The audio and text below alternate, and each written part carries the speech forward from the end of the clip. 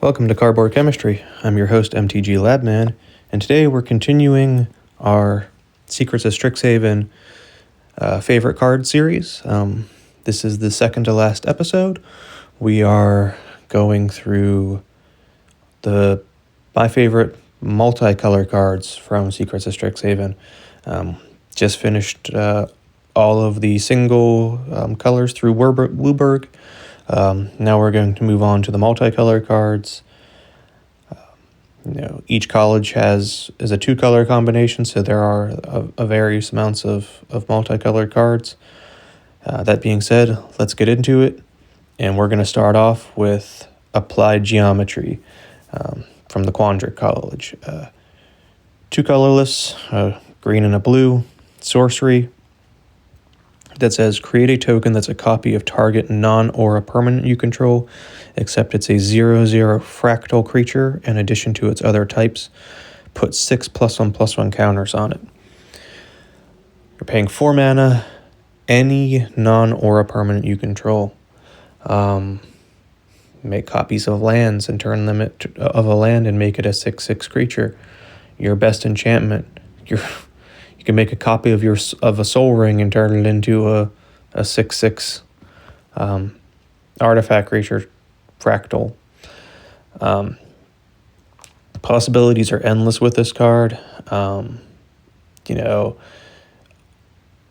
think it's really unique. Yeah, you're not targeting an aura, but you can target anything else. And like I said, lands, other enchantments, artifacts, creatures. If you had a spark double, then you could create a copy of the spark double of a planeswalker. You didn't have multiple copies of planeswalkers. Very, very good card, very solid card. And for 4 mana to create a token and put 6 +1/+1 counters on it, you can make just a better version of the creature that you already have. A really solid card. Moving on, we have Arc of Hunger for the Lorehold College.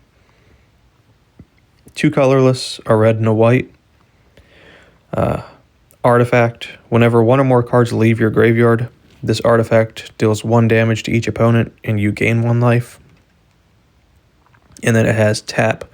Mill a card, you may play that card this turn. So this is a benefit for Lorehold wanting to flash things back from your graveyard, wanting to cast things from your graveyard to make sure they leave your graveyard. And then basically you're gaining and draining the table for 1 each time you flash something back or exile something out of your graveyard. Really solid card. Definitely going to be a key player in the Lorehold strategy there. Moving on to another Lorehold card. This is one of the rare legendary creatures, Lorehold, and that's Aziza, Mage Tower Captain. 1 red, 1 white, so a 2 mana value, 2/2 legendary creature, Jin Sorcerer. Whenever you cast an instant or sorcery spell, you may tap 3 untapped creatures you control. If you do copy that spell, you may choose new targets for the copy. Incredible ability. Yeah, you have to tap 3 creatures to copy a spell, but this kind of reminds me like Arabella the Abandoned Doll. Those go wide with a bunch of creature tokens, and if you're already doing that strategy, you could, slot in Aziza and basically turn those tokens into ways to, double up your spells. Heir Apparent in this, where you create a bunch of rabbit tokens, then you can use the tokens to then double spells. Seems really powerful. Tapping 3 creatures really isn't that much to then double up your most powerful spell. I think it's going to be a pretty solid commander, and I'm a sucker for 2 mana value commanders. I think it's going to be a fun build around and definitely a powerful card. Moving on to the rare legendary for Quandrix, that's Birdo Wise Extrapolator, 2 colorless, green and a blue, for a 1/4 legendary creature frog druid with increment. And it has whenever 1 or more +1/+1 counters are put on Birda, add 1 mana of any color. So whenever it gets a counter, you add mana. And then pay X and tap, create a 0/0 blue fractal creature token and put X +1/+1 counters on it. If you have like Thornbite Staff, things that tap and untap, this card's gonna get out of hand. Note the mana ability says 1 or more, so you only get 1 no matter how many counters you're dumping on to Birda. But that's per instance. If you have ways to trigger that multiple times, you can generate multiple mana in the turn. So going to be a fun card. It's going to be more Simic counter shenanigans, but they're good at what they do. Moving on, we have Black Loafing Pest. 1 colorless, black and a green. Whenever you gain life, put a +1/+1 counter on each pest, bat, insect, snake, and spider you control. It's a 3/4 legendary creature pest.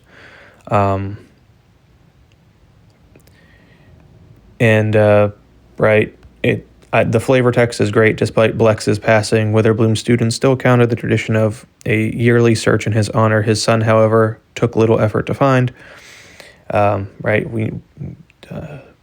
You had search for Blex in the original Strixhaven. This is Blex's son. Whenever you gain life, like I said, you're in Golgari colors. Gaining life isn't that hard to do, and then whenever you do that, you put a +1/+1 counter on each pest, bat, insect, snake, and spider you control. Some less supported creature types, but I'm just thinking like bat and Mirkwood bats. You have your Scoot Swarms and everything, and insects, and anything could get out of control,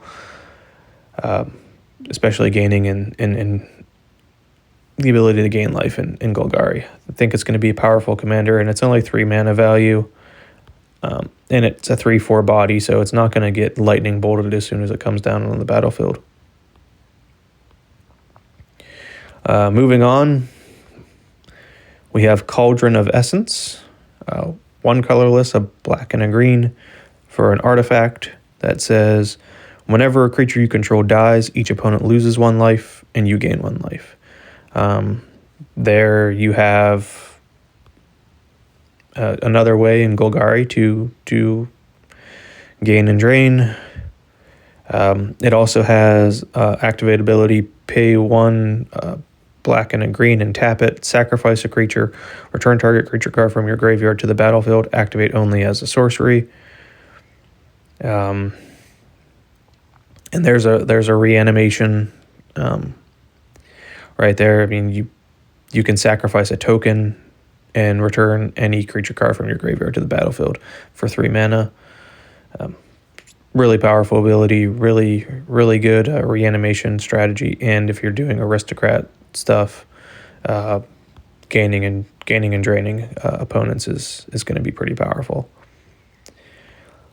Moving on, we have Conciliator's Duelist, 2 white, 2 black, so 4 mana value overall, but it is all color pips. For a 4/3 core warlock, when this creature enters, draw a card, each player loses a life. And then it has Repartie, and this is of course the Silver Quill mechanic for the set. Whenever you cast an instant or sorcery spell that targets a creature, exile up to one target creature, return that card to the battlefield under its owner's control at the beginning of the next end step. So it's a free flicker anytime you cast an instant or sorcery spell. Any blink shenanigans, this card's going to be good in. Not much else to say about that one. Moving on to Fix What's Broken. 2 colorless, a white, and a black. As an additional cost to cast this spell, you pay X life. Return each artifact and creature card with mana value X from your graveyard to the battlefield. If you know what the mana value of most of your creatures are, most of your artifacts are in your deck, you cast this, especially after a board wipe. On your next turn, you say, somebody wipes the board, your next turn you say, okay, most of my artifacts and creatures are mana value 2. I'm going to pay 4, pay 2 life, and return all of my creatures and artifacts with mana value 2 from the graveyard to the battlefield. Really powerful. If you run a high concentration of creatures and artifacts that are at the same mana value, run this, lock in what your mana value is. You know what it is, and you can basically return a good chunk of your graveyard to the battlefield. Moving on to Mind into Matter X, a blue and a green. Draw X cards, then you may put a permanent card with mana value X or less from your hand onto the battlefield tapped. Gives you card draw and lets you drop a permanent onto the battlefield for whatever you pay into X. Pretty self-explanatory, but going to be a fun card. Especially with like the new Zimone and stuff where it's reduced. You reduce that generic cost and you can dump something pretty big onto the battlefield. Moving on to Moment of Reckoning, 3 colorless, 2 white, 2 black, so 7 mana value overall. Sorcery, choose up to 4. You may choose the same mode more than once. Destroy target non-land permanent, or return target non-land permanent card from your graveyard to the battlefield. So you can destroy 2 non-land permanents and return 2 non-land permanent cards from your graveyard to the battlefield. You could return 4 non-land permanent cards from your graveyard to the battlefield, or you could destroy 4 target non-land permanents, or any combination of those. So it is 7 mana. 7 mana to return 4 things from your graveyard to the battlefield, though really isn't that bad of an exchange. And to destroy, 4 non-land permanents, okay, I mean, it's non-land, so that does give you some flexibility there. Like I'm thinking the old card Hex would destroy 6 target creatures for 6 mana, but that was limited to creatures. This isn't limited to creatures. Moving on to Professor Delian Fell, 2 colorless, a black and a green. For a legendary planeswalker, Delian enters with 5 loyalty counters on him. Add 2 loyalty, you gain 3 life. Add 0 loyalty, you draw a card and lose 1 life. -3 loyalty, destroy target creature. -6 loyalty, you get an emblem with whenever you gain life, target opponent loses that much life. It's an emblem. You can't remove emblems. Emblems are the only real permanent that can't be destroyed. So you play Delian turn 4. Let's just say if you're not ramping, it already enters with 5. You can add 2 to gain 3 life as long as it's not attacked, or if you can defend it.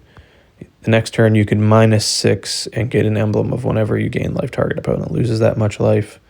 And you're in Golgari, you know, aristocrat shenanigans are going to occur in Witherbloom colors. That's what Witherbloom's all about. You know, with Strixhaven, they kind of moved what certain color pairings do. They kind of flipped them on their heads. Like, you're usually aristocrat shenanigans and Orzhov colors, but that's now in Golgari colors, and like enchantment and targeting creatures is typically Selesnya colors, but you're doing it in Orzhov colors. So it's a real nice spin on classic mechanics. But yeah, the alt is pretty easy to reach and is a very powerful effect. Moving on to Resonating Loot, 2 colorless, a blue and a red. For an artifact, lands you control have tap, add 2 mana of any one color, spend this mana only to cast instant or sorcery spells. Basically doubles all of your mana for instants and sorcery spells from your lands, as long as you're using them to cast instant and sorceries. And then you can tap it to draw a card, and you activate only if you have 7 or more cards in your hand. So, 4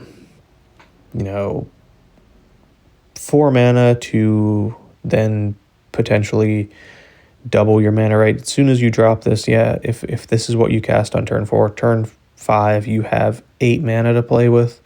Actually, if you don't miss your land drop, you have 10 mana to play instants and sorceries with. Is pretty good. Pretty fair exchange there. Moving on to Vicious Rivalry, 2 colorless, a black and a green. As an additional cost to cast this spell, pay X life. Destroy all creatures and artifacts with mana value X or less. This is kind of like Toxic Deluge, right? You pay X life and give things -X, where X is the life you paid. This is destroy, so it's not going to get around indestructible, but still being able to pay 4 and then say, I'm going to pay 0 life and destroy all tokens on the battlefield seems pretty powerful. It's destroy, it's not exile, it's not -1/-1, so there are some things that are going to counteract it, but I do like seeing more spells that are pay X life and do something. Moving on to cards from the Commander precons, we have, first off, Defacing Duskmage, 1 white and a black for a 2/2 dog warlock. With Death Touch, whenever an opponent draws their second card each turn, this creature becomes prepared. And then 1 colorless, a white and a black for Vandal's Edit, instant, draw 2 cards, each player loses 2 life. Really easy to prepare, opponents drawing their second cards each turn. If you had a way to untap your lands each turn, you can then basically cast Vandal's Edit every turn and PF people draw 2 cards and lose 2 life. Really cool card. I do like the art. Kind of looks like something out of, not necessarily out of Strixhaven. It reminds me a lot of like an Infinity card, but cool artwork. And the last card I want to talk about in multicolor from the Commander precons is Immoral Bargain. 1 colorless, a black and a green, so this is, of course, a Witherbloom spell. As an additional cost to cast this spell, you sacrifice X creatures, and then you can destroy X target non-land permanents. So sack your creatures. If you're producing a bunch of tokens, then you can just destroy that many non-land permanents, take out your opponent's planeswalkers, take out their key creatures. Just a really powerful card, especially in token strategies. That being said, that is the end of the multicolored favorite cards from Secrets of Strixhaven. Please feel free to like, share, comment, subscribe. Let me know what you guys like from Secrets of Strixhaven, what your favorite multicolored cards are, what your favorite mechanic is. What are you guys most excited about for Secrets of Strixhaven? And okay, take care of yourselves.